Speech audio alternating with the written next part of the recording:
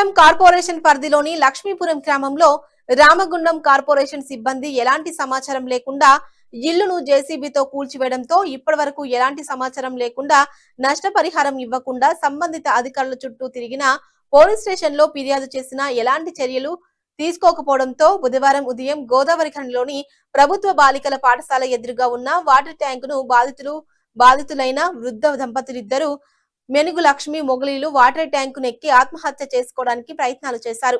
ఇది గమనించిన బాధితులు బంధువులు అక్కడికి చేరుకొని సంబంధిత అధికారులకు తెలియపరచగా గోదావరిఖని 1 టౌన్ సిఐ ఇంద్రసేనారెడ్డి తన సిబ్బందితో హుటాహుటిన సంఘటన స్థలానికి చేరుకున్నారు. అలాగే మున్సిపల్ అధికారులు కూడా చేరుకున్నారు. విషయం తెలుసుకున్న సిఐ వృద్ధ దంపతుల కుమారుడు కోడలు పృథ్వీరాజు లిఖితలను ప్రశ్నించగా అనేక విషయాలు తెలపడంతో మీరు ఇచ్చిన హామీ మేరకు వృద్ధ దంపతులు ట్యాంకు దిగి కిందికి రావడంతో కథ సుఖాంతమైంది. ఈ సందర్భంగా వృద్ధ దంపతుల కుమారుడు పృథ్వీరాజ్ లిఖితలు మిగిలిన వివరాలు తెలిపారు.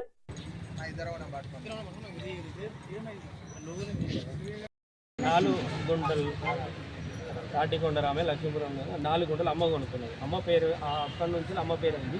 అమ్మ పేరు నుంచి నా పేరు మీద రిజిస్ట్రేషన్ అయింది 2021. అంతకుముందు గత 15 సంవత్సరాలు 20 సంవత్సరాల అమ్మ పేరు మీద ఇంటి పన్ను కరెంటు బిల్లు అన్ని అమ్మ పేరు మీదే వస్తుంది.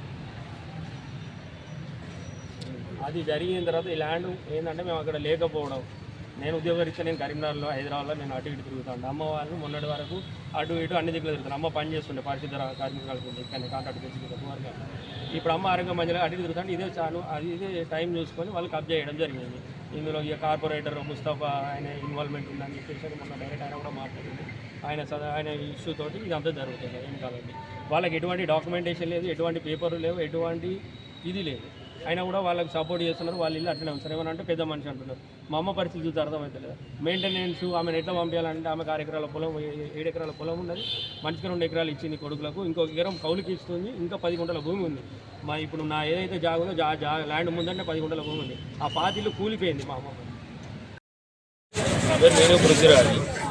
మా అమ్మగారి ఆస్తి అయిన 4 గుంటల పొలం లక్ష్మీపురం గ్రామం నందు గత 1.5 ఇయర్స్ బ్యాక్ కబ్జాకు గురైంది. దీనిపై న్యాయం కోసం పోలీస్ స్టేషన్కు, కోర్టుకు, మున్సిపల్ ఆఫీస్కు, కలెక్టరేట్కు ఫిర్యాదు చేయడం జరిగింది. కోర్టు జడ్జిమెంట్ కాపీ కూడా నాకు ఫేవర్గా వచ్చింది. కోర్టు జడ్జిమెంట్ కాపీ ఫేవర్గా వచ్చినాక నేను ఆ కాపీకి సబ్మిట్ చేసినాక 15 రోజుల తర్వాత నా ఇల్లు కూల్చడం జరిగింది. దీనిపై నేను మళ్ళీ మున్సిపల్ ఆఫీసు, కలెక్టరేట్కు, కమిషనరేట్కు అన్ని ప్లేస్లలో తిరిగినా కూడా మాకు ఎటువంటి న్యాయం జరగకపోను. మా ఇల్లు కూలగొట్టిన దానికి కూడా మాకు ఎటువంటి రెస్పాన్స్ లేదు.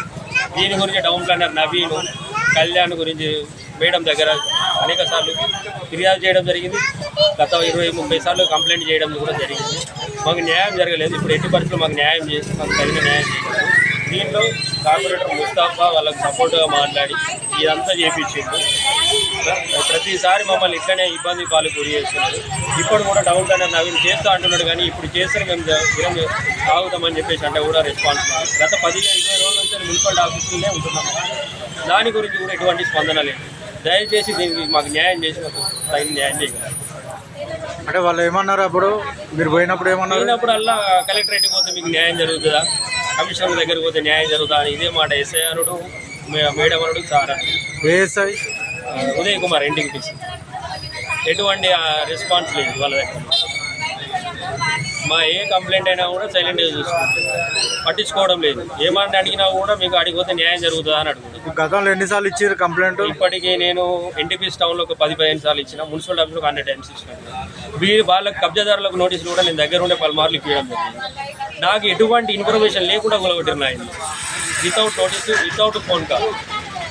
దీని గురించి కూడా నేను సమాచార హక్కు చట్టం కింద కూడా పెట్టడం జరిగింది.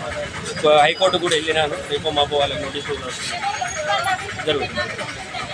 ఇప్పుడు దీని మీద మీకు వాళ్ళు అంటే మీ మీద ఆరోపణలు వేసారు కదా, మీరు ఆరోపణలు వేస్తున్నారు కదా, వాళ్ళకి సంబంధించి ఎవరెవరు ఉన్నారు ఇందులో?